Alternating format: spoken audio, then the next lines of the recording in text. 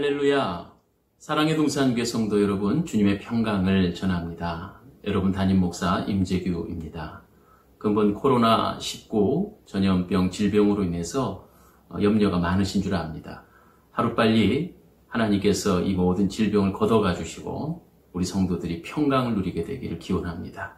또한 여호와 라파의 하나님께서 이 모든 질병의 치료의 은총이 있게 되기를 바랍니다. 코로나19 질병으로 인해서 인터넷으로 새벽 예배를 인도하게 됐습니다. 오늘은 2020년 2월 25일 화요일 새벽입니다. 우리 다 함께 먼저 사도신경으로 우리의 신앙을 하나님께 고백합니다. 나는 전능하신 아버지 하나님 천지의 창조주를 믿습니다.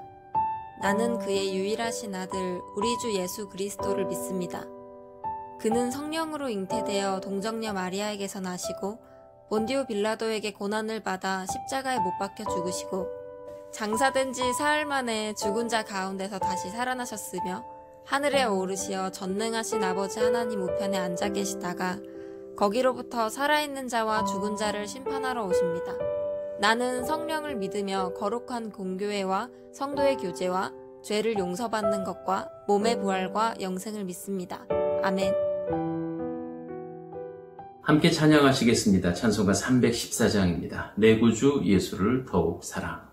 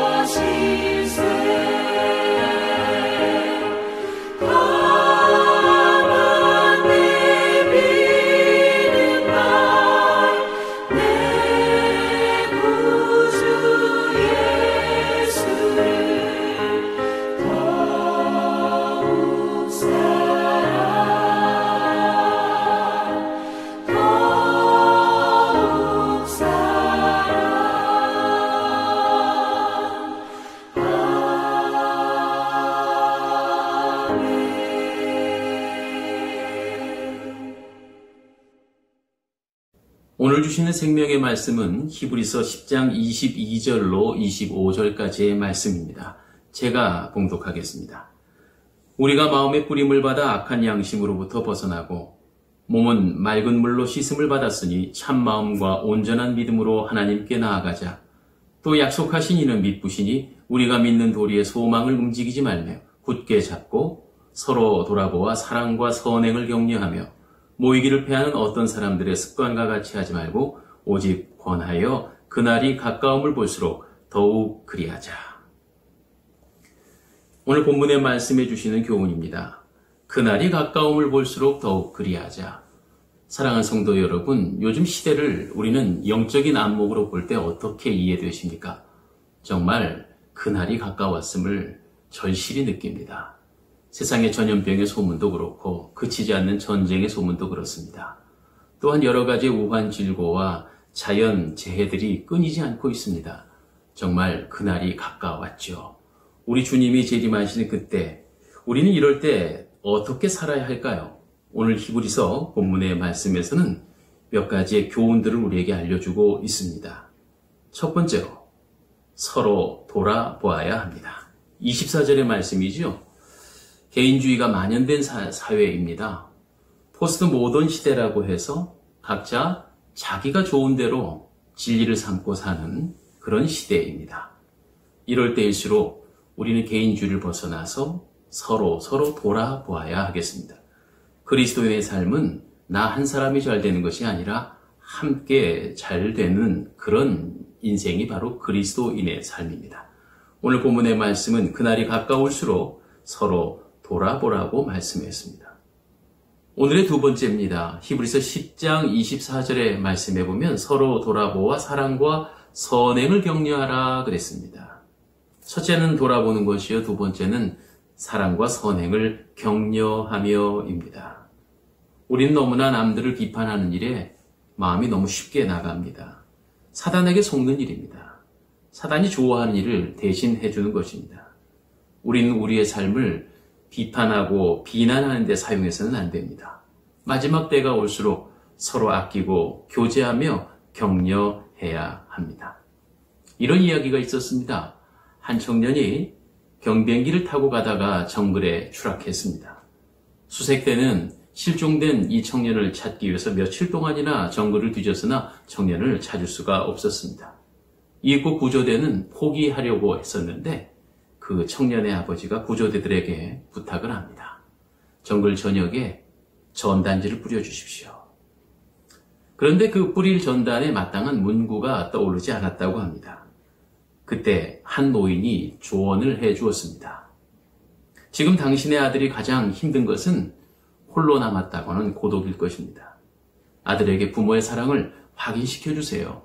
그것이 견딜 수 있는 큰 위로와 힘이 될 겁니다.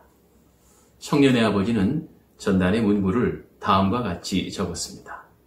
아들아, 우리는 정말 너를 사랑한단다. 그 무렵 청년은 정말 실종된 채로 정글에서 굶주림과 고독에 절망에 빠져 있었습니다. 그런데 떨어진 전단지를 한 장 주워 듣고 아버지의 글을 발견하고는 다시금 용기와 희망을 가지게 되었고 급기야는 사람이 견딜 수 없다고 생각했던 무려 2주간이 지나서도 무사히 구출이 되는 놀라운 기적이 있었다는 것입니다. 사람은 이토록 격려를 통하여 위로를 받고 힘을 얻습니다. 말세가 되었다 하고 마지막 때가 가까웠다고 할 때 우리는 정말 오늘의 본문의 말씀처럼 서로 격려하는 그런 그리스도인의 관계가 되어져야 하겠습니다. 끝으로 서로 기도하여야 합니다.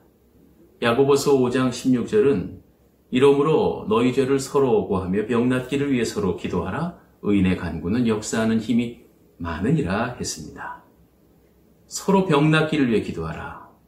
지금 우리가 이렇게 놀라고 두려워하는 것은 우리가 전혀 경험해 보지 못했던 신종 병균으로 인해서 이렇게 다들 두려워하고 있습니다. 그런데 놀라운 사실은 야고보서 5장 16절에 병낫기를 위해 서로 기도하라 했습니다. 지금 이렇게 세계적이고 국가적인 어려움 속에서 우리는 서로를 위해 특별히 건강과 병이 낫는 것을 위해서 우리가 함께 중보해야 할 것입니다. 우리가 잘 아는 성자 어거스틴이 이단인 마니교에 빠져서 방탕한 생활을 하고 있을 때 어머니 모니카는 그가 예수님께로 돌아오도록 날마다 눈물로 기도했다는 것은 잘 알려진 역사입니다. 어느 날 모니카 어머니는 한 목사님을 찾아가 아들 어거스틴이 돌아올 수 있게 해달라고 부탁을 합니다. 목사님은 어거스틴이 이단에 빠져 있는 동안 자신의 말을 듣지 않을 것이라고 거절했습니다. 그러나 어머니 모니카는 눈물을 흘리며 계속해서 애원합니다. 너무나 간절히 부탁을 하자 목사님은 안타까운 마음으로 어머니 모니카에게 이렇게 말했다고 합니다. 그만 돌아가십시오. 눈물의 아들이 멸망한다는 것은 결코 있을 수 없는 일이니 하나님께서 당신의 기도를 들어주실 것입니다. 그때 모니카는 이 목사님의 말에 응답의 하나님의 음성을 들었다고 합니다. 그리고 정말 믿음대로 얼마 지나지 않아 방탕했던 어거스틴이 주님 품으로 돌아오게 됐고 우리가 잘 아는 훌륭한 기독교의 큰 지도자가 되었습니다.